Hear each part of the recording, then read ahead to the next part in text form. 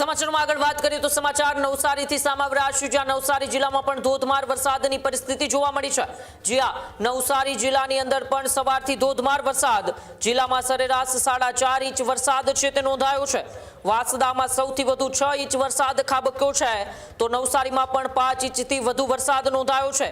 ભારે વરસાદ વચ્ચે 4190 લોકોનું સ્થળાંતર કરાયું છે। 697 લોકો હાલ આશ્રય સ્થાનોમાં સુરક્ષિત છે। 34 ગર્ભવતી મહિલાઓ સહિત લોકોને સુરક્ષિત સ્થળે ખસેડાયા છે। ત્યારે એસડીઆરએફની 3 અને એનડીઆરએફની પણ એક ટીમ તૈનાત જોવા મળી છે, તો આર્મીની એક કોલમ પણ સ્ટેન્ડ બાય પર રખાઈ છે। રેડ એલર્ટ વચ્ચે બિનજરૂરી બહાર ન નીકળવાની નવસારી વહીવટીતંત્ર દ્વારા અપીલ કરવામાં આવી છે। ત્યારે નવસારી જિલ્લામાં પણ સવારથી ધોધમાર વરસાદ વરસતા નીચાણવાળા વિસ્તારોની અંદર હાઈ એલર્ટ આપવામાં આવ્યું હતું। ત્યારે નીચાણવાળા વિસ્તારોની અંદરથી લગભગ 4000 લોકોનું સ્થળાંતર કરાયું, જેમાં 697 લોકો હાલ આશ્રય સ્થાનોમાં સુરક્ષિત છે, તો 34 ગર્ભવતી મહિલાઓ સહિત કેટલાય લોકોને સુરક્ષિત સ્થળે ખસેડવામાં આવ્યા છે।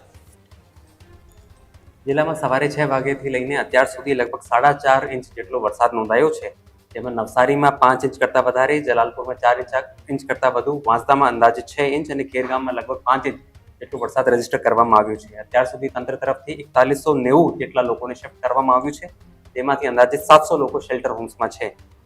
અત્યાર સુધી માનવીય સંવેદનશીલતા દાખવીને અમે 34 સગર્ભા બહેનોને પણ શિફ્ટ કર્યું છે અને પ્રાથમિકતાના ધોરણે દિવ્યાંગોને, સિનિયર સિટીઝન્સને અને સગર્ભા બહેનોને શિફ્ટ કરવાની કામગીરી ચાલી રહી છે। જિલ્લામાં અત્યારે 3 એસડીઆરએફની ટીમ, એક એનડીઆરએફ અને એક આર્મીનું કોલમને પણ સ્ટેન્ડ બાય રાખી લેવામાં આવ્યું છે। આપના મારફતે લોકોને અપીલ કરવા માંગુ છું કે જિલ્લામાં રેડ એલર્ટની પરિસ્થિતિને ધ્યાને લેતા બિનજરૂરી અવર જવર કરવી ટાળવી હિતાવહ છે અને સ્થાનિય વહીવટીતંત્રની સૂચનાઓનું અવશ્ય પાલન કરવું। ત્યારે જિલ્લાની ત્રણેય નદીઓ ભયજનક સપાટીથી નીચે ચાલી રહી છે। અંબિકા 28 ફૂટની સામે 11.74, પૂર્ણા 23ની સામે 13.5 અને કાવેરી 19ની સામે 14.5 છે। પર ઉપરવાસમાં પણ વરસાદ પડી રહ્યો છે, ધ્યાને લેતા જિલ્લા એમરજન્સી ઓપરેશન સેન્ટરથી એનું સતત મોનિટરિંગ કરવામાં આવે છે। ખેડૂત ભાઈઓ છે ખેતરમાં ડ્રોન ઉડાવતા હોય છે, ત્યારે આપણે એક પ્રશ્ન સતાવતો હોય છે કે જે આપણે અત્યાર સુધી જીપીએસ ટેકનોલોજી વાળા ડ્રોન વાપર્યા છે, જેથી કરીને મોબાઈલ ટાવર છે અથવા તો હાઈ ટેન્શન લાઈન પસાર થતી હોય, કોઈ વૃક્ષો હોય, ત્યારે જે જીપીએસ ટેકનોલોજી વાળા ડ્રોન છે એમાં ટકરાય અને ટ્રેસ થાય છે। પણ એગ્રીવન લાવ્યું છે જીએનએસએસ ટેકનોલોજી ડ્રોન, જેથી કરીને એ ડ્રોન છે એ કોઈ જગ્યાએ ટકરાય નહીં, પોતાની રીતે જ ડિસિઝન લે છે અને મૂવ થઈ જાય છે, જેથી કરીને જીએનએસએસ ટેકનોલોજી ડ્રોન છે એ વાપરવાનો આગ્રહ રાખો।